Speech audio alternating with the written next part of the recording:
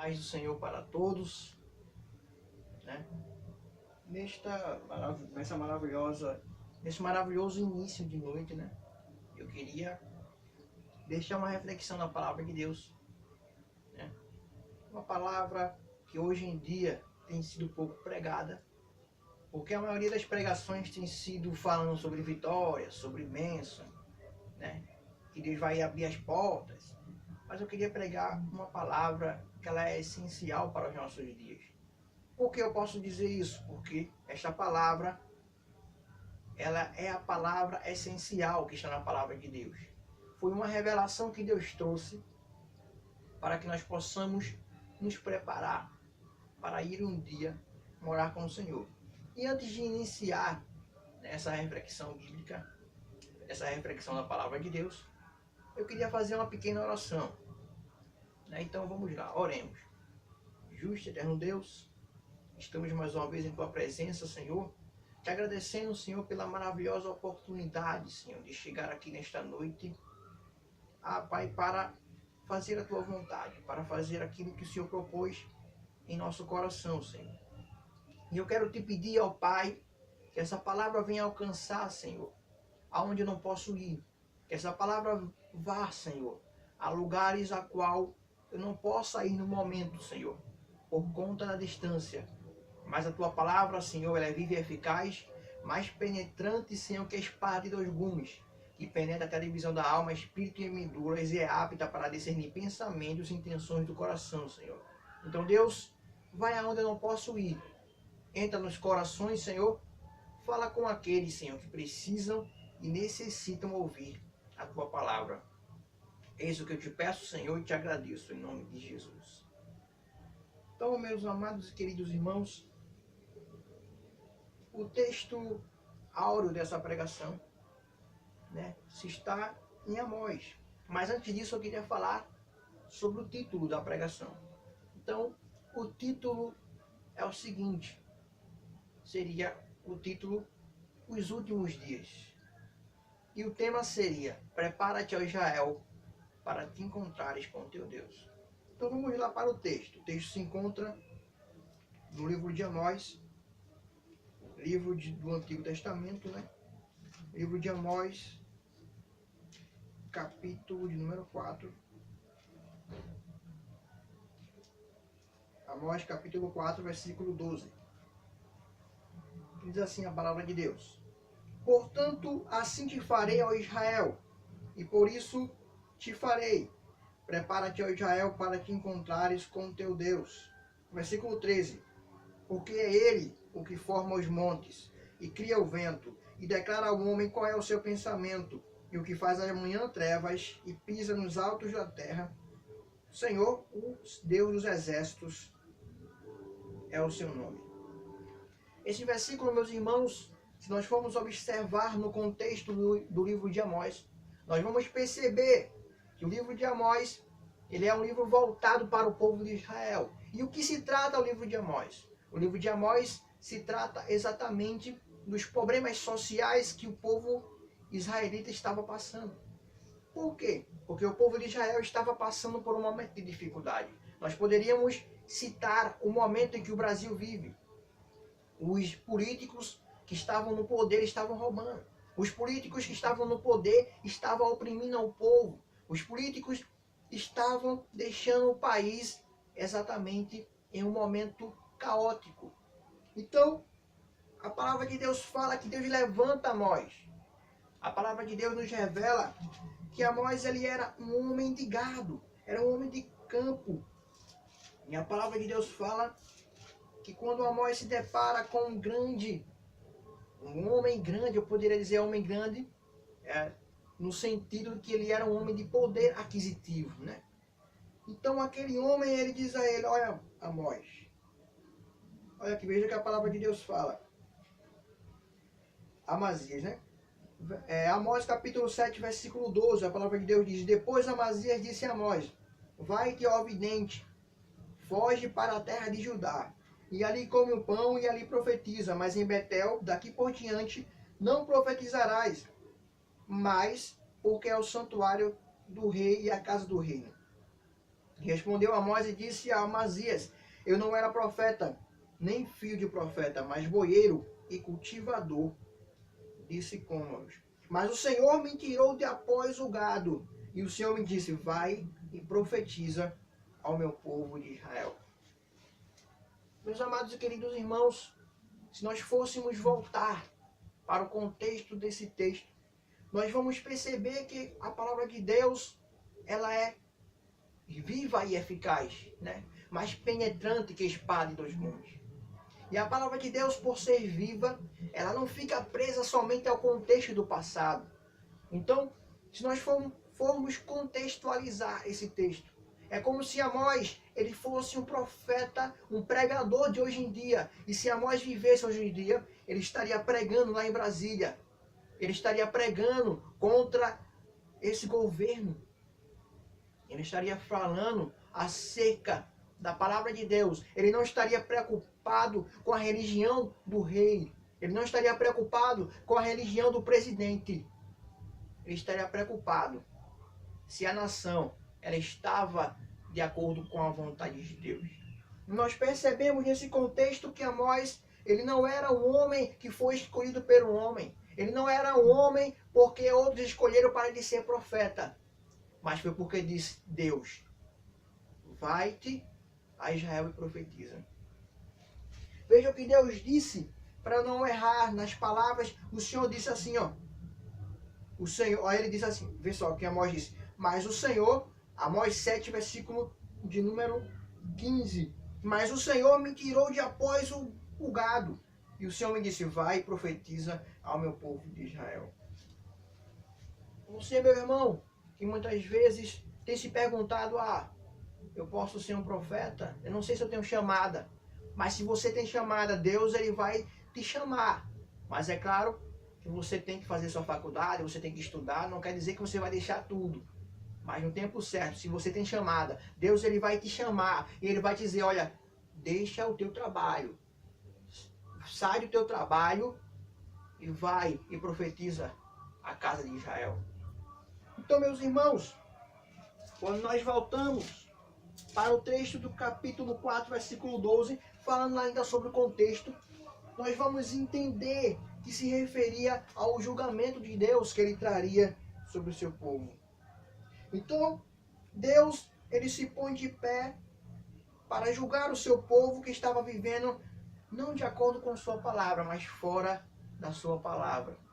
Então Deus ele se levanta e ele chama o profeta Amós para profetizar.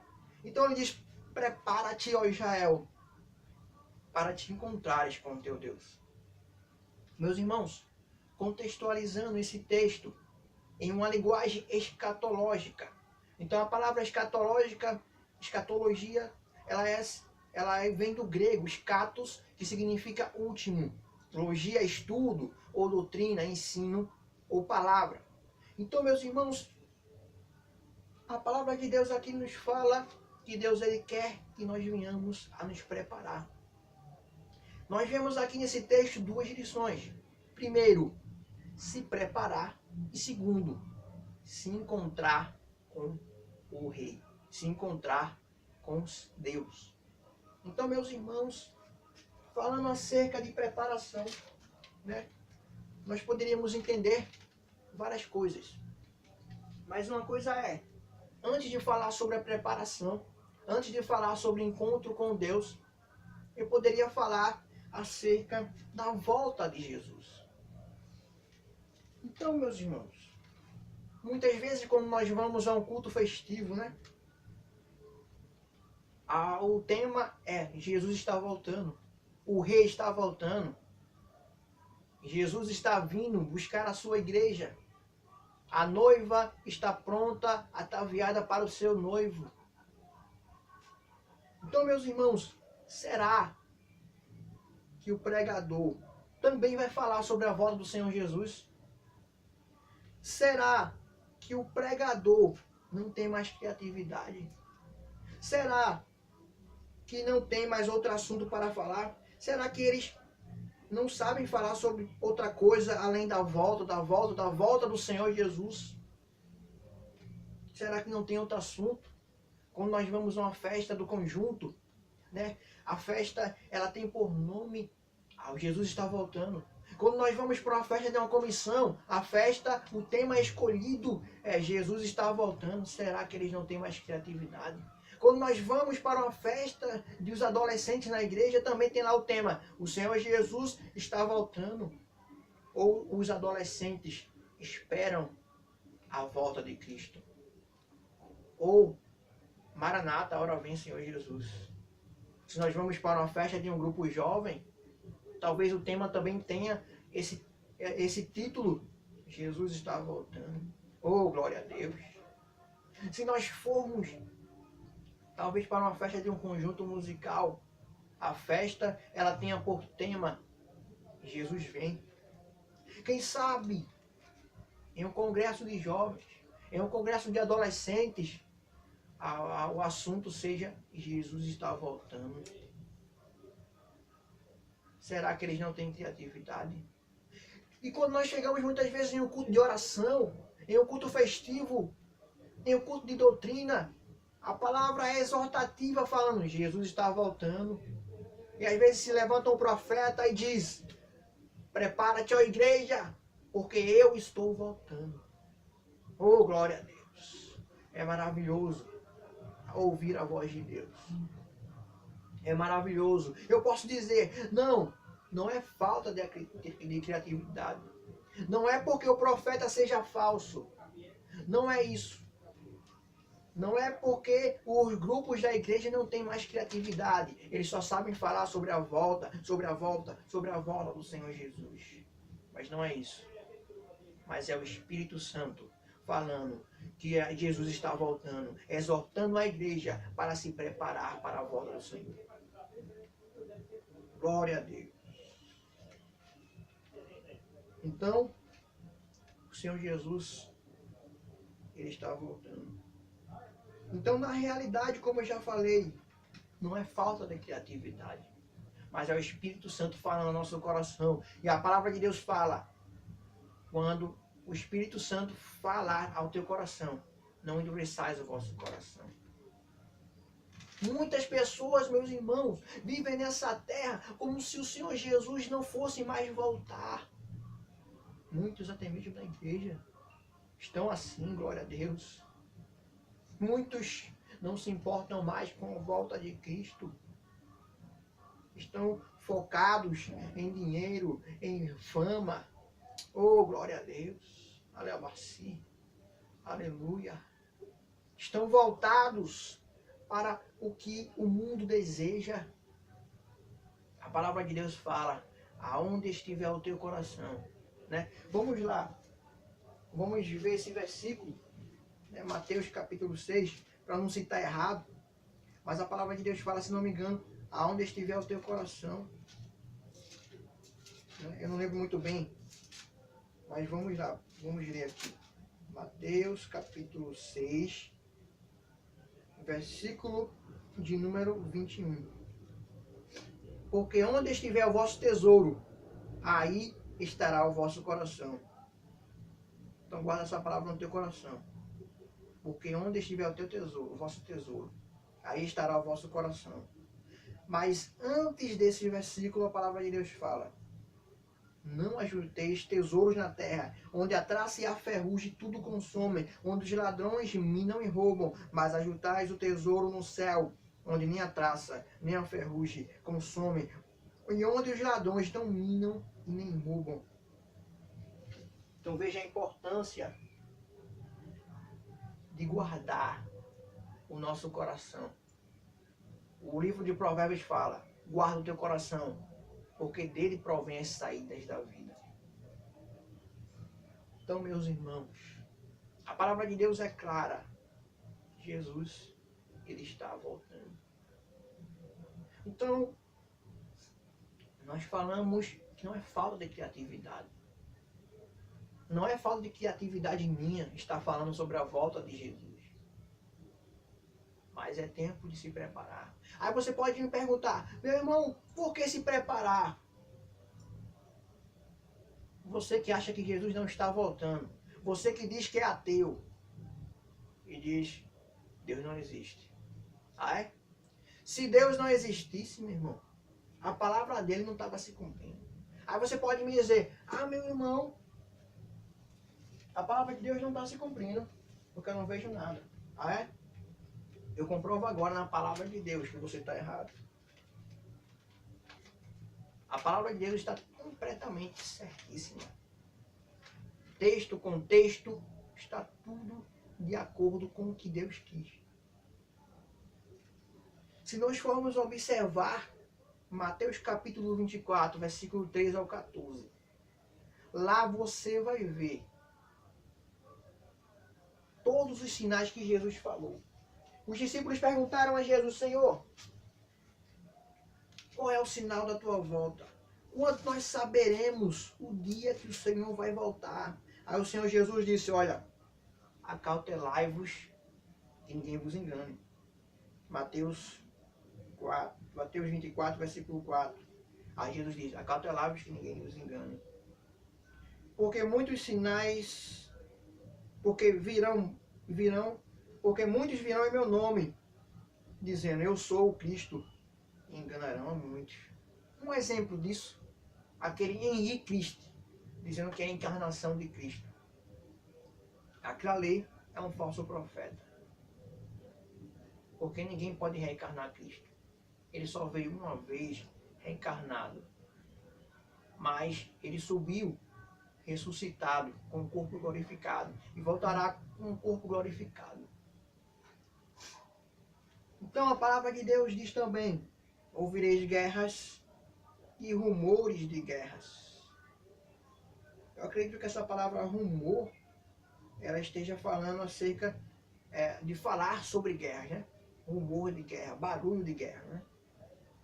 Então, nós vemos, teve a Primeira Guerra Mundial, teve a Segunda Guerra Mundial, teve a guerra, se eu não me engano, aquela guerra do Paraguai, teve também a guerra, né, que teve, se eu não me engano, foi no Vietnã, né, que os Estados Unidos perdeu.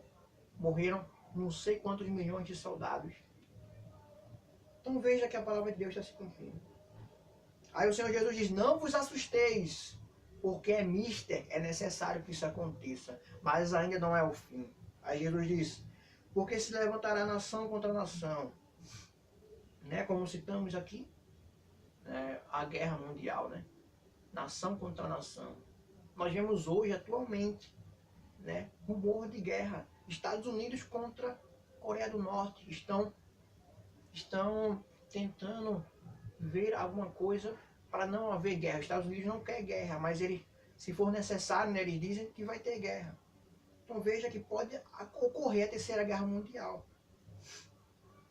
Então reino contra reino e haverá fomes, pestes, terremotos em vários lugares. Fomes, nós vemos isso na África plenamente, até mesmo nos países ricos existem mendigos. Nós vemos também terremotos em vários lugares. Aí nós vemos, mas todas essas coisas são princípios da luz. Então, a palavra de Deus fala que vai haver perseguição. E vos hão de entregar para seres atormentados e matar-vos-ão, e sereis odiados de todas as gentes por causa do meu nome. Nesse tempo, muitos serão escandalizados, trair-se-ão uns aos outros se aborrecerão. Veja aí, muitos serão escandalizados, ou seja, muitos escandalizarão o Evangelho. Né? Nós vemos muitos exemplos na televisão. Trair-se-ão uns aos outros, nós vemos isso, né, na própria igreja, muitos traindo uns aos outros. Aí a palavra de Deus fala, surgirão muitos falsos profetas e enganarão a muitos. Aí o versículo 12 diz, e por se multiplicar a iniquidade, o amor de muitos se esfriará. Mas aquele que persevera até o fim será salvo. E este evangelho do reino será pregado em todo o mundo, em testemunho de todas as gentes, então virá o fim. Então veja que para vir o fim, é necessário que o evangelho chegue por todo o mundo. Existem muitos países que não chegaram ao evangelho ainda.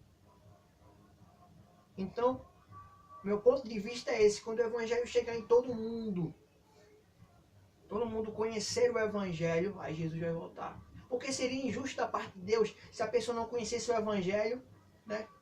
não conhecesse o Senhor Jesus, ele voltar, a pessoa ficar, seria injusto. Então Jesus ele vai fazer com que o seu nome seja proclamado em todo o mundo. Faltam muitos lugares que ainda resistem ao Evangelho. Mas a palavra de Deus fala que o Evangelho é poder de Deus. E o Senhor Jesus disse que ele edificaria a sua igreja sobre uma pedra. E as portas do inferno não prevaleceriam contra a igreja. Então não vai prevalecer. A palavra de Deus vai chegar do outro lado do mundo. Como já está chegando em vários lugares. Então, a palavra de Deus também fala no livro de Daniel. Mais um exemplo da volta de Cristo. O livro de Daniel fala que a ciência se multiplicaria. E é isso que nós vemos hoje em dia. Nós vemos até cura para o câncer. Então, veja que está totalmente avançado. A palavra de Deus diz aqui, Daniel capítulo 12, versículo 4. A última parte, para que nós possamos entender. Muitos correrão de uma parte para outra, e a ciência se multiplicará. Então veja, meu irmão, a ciência, ela vai se multiplicar. Naquele tempo de Daniel, nós vemos que a ciência não era tão multiplicada, mas nós vemos hoje a ciência totalmente multiplicada. Nós vemos na televisão alguns exemplos de cirurgias feitas por robôs, através de um médico que muitas vezes não está presente naquele lugar, mas ele está fazendo a cirurgia. Então veja que a palavra de Deus está dizendo que Jesus está voltando. Então, meus amados e queridos irmãos, falando ainda sobre os exemplos citados, nós poderíamos dar uma pincelada geral na Bíblia. Nós poderíamos citar alguns textos falando sobre a volta de Jesus. Então, o texto analisado mostra as profecias gerais sobre o arrebatamento. Nós vemos Jó 19:25, fala sobre a volta de Jesus indiretamente, né, que diz assim, eu sei que meu Redentor vive, e por fim se levantará sobre a terra. Daniel 7, 13, versículo 14 também. Daniel 7, versículo 13 e 14. Zacarias 14, versículo 4. Malaquias 3, versículo 14. No Novo Testamento nós encontramos 300 vezes menção sobre a volta de Cristo. Nós encontramos capítulos inteiros dedicados a falar inteiramente sobre a volta de Jesus. Mateus 24, Mateus 25, Marcos 13, Lucas 21, 1 Coríntios 15. Esses assuntos levam tanta relevância nas Escrituras Sagradas que existem ainda epístolas que foram especialmente escritas para tratar sobre o assunto, 1ª e 2ª Tessalonicenses. Existem textos muito utilizados por a gente para referir a volta de Jesus. Mateus 16, 27, João 14, versículo 3, 1ª Tessalonicenses, capítulo 4, versículo 13 e 18, onde o apóstolo Paulo adverte a igreja em Tessalônica acerca daqueles que dormiam e traz uma palavra profética àquela igreja. Né? 1ª Tessalonicenses 4, versículo 16, 17 e 18. Nós vemos também outros textos, como os Hebreus, capítulo 10, versículo 37, Apocalipse 1, versículo 7 e 20, capítulo 12, versículo 20. Também nós vemos... Deixa eu ver se está certo aqui. Não, está errado. É Apocalipse capítulo 1, versículo 7 e Apocalipse 20, versículo 12 e versículo 20. Então, os sinais que apontam a volta de Cristo, né, como já falamos, né, Mateus capítulo 24, versículo 13 em diante. Né, a pergunta dos discípulos. Os primeiros sinais políticos, né, Mateus 24, versículo 6 e 7. Agora nós vamos para algumas estatísticas. Então, no ano de 2016, perante o tempo de 28 de julho de 2015 até janeiro de 2016, né? Na atualidade, 34 guerras na atualidade. Mais de 100 milhões de pessoas foram mortas diretas por conflitos bélicos, sem contar com mais de 100 milhões de refugiados, onde a metade são crianças. podemos acrescentar ainda que pelos grupos de terroristas, Estado Islâmico, que tem deixado o mundo em pavorosa, né? Então, sinais acerca dos falsos profetas, como eu já falei, além do texto de Mateus 24, tem 1 Timóteo 4, 1 a 5, Hebreus capítulo 12, versículo 1, 2 Coríntios 7, versículo 1. E os perdedores desistem, mas os servos de Deus persistem, né? Por isso que a palavra de Deus fala, aquele que perseverar até o fim será salvo. Então, meus irmãos, nós falamos acerca dos sinais que apontam a volta de Jesus. Jesus, ele plenamente declarou que ele está voltando. E você, meu irmão, está preparado? Se nós formos analisar alguns conceitos sobre preparação, né, falando agora sobre os dois conceitos, né, que nós encontramos em Amós 4, versículo 12, né, nós encontramos duas expressões, dois conceitos que falam acerca da volta de Cristo. Prepara-se, prepara-te, e a outra para te encontrares com teu Deus. Como eu já falei, o contexto do texto ele fala diretamente para Israel.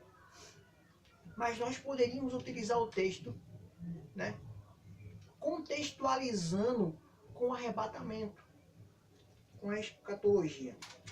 Então, meus irmãos, nós vemos que a preparação ela acontece em diversas coisas. Quando nós vamos nos preparar para determinadas coisas, né? Por exemplo, o preparo ocorre pelo seguinte fato, pessoal.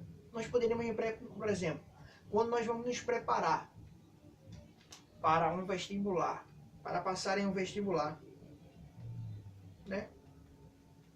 É necessário uma preparação. Aliás, tudo nessa vida é necessário uma preparação. Quando se está na escola, eu quero tirar notas boas, é necessário uma preparação para se tirar uma nota 10. Né? Então, também para passar em um vestibular é necessário uma preparação. Né? Por quê? Porque o vestibular exige a preparação. Né? O vestibular, ele dá o quê? Ele dá as características necessárias para se obter o conhecimento para poder obter aquela nota, né, que é necessária para se passar. Então, como é que se passa? É analisando o edital, já é uma preparação, analisando o edital, né, analisando quando vai ser a prova, analisando como eu vou saber o local da prova, analisando o que vai cair na prova, os assuntos, os requisitos necessários. Então, é uma preparação no início. Então, quando se quer obter aquela nota boa, é necessário a preparação. Então, exige muito preparo. Muitos fazem pré-vestibulares, né? Muitos estudam por videoaulas, muitos fazem preparativos pela internet, né? Como o Descomplica, por exemplo. Então, muitos começam a se preparar. Dando um exemplo, né? Um exemplo matemático, só passam no vestibular, por exemplo, 300 pessoas. Milhões de pessoas estão se preparando, somente 300 passam. É um exemplo que eu estou dando, não é nada certo, é um exemplo. Então, existe uma preparação. Então, se nós perguntarmos àquela pessoa que passou no vestibular, o que foi que aconteceu? Qual foi a coisa necessária que você precisou para passar no vestibular? Ele diria, eu passei noites a claro estudando. Eu passei vários tempos estudando, várias horas, 8 horas por dia estudando. Eu passei muito tempo estudando.